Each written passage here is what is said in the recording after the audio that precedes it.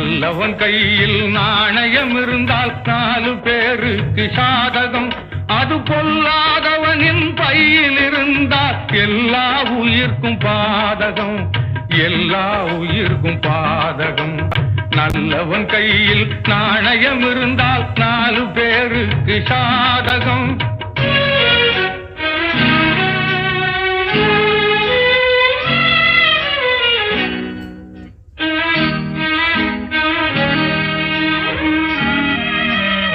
இருப்பவன் கொடுத்தால் வள்ளல் என்றாகி இருந்தும் இரவாதிருக்கின்றான்.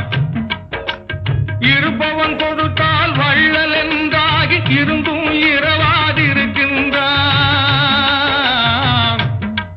பணத்திமிர் கொண்ட மனிதர் நிமிர்ந்திருந்தாலும் நடைப்பிணமாக நடக்கின்றான்.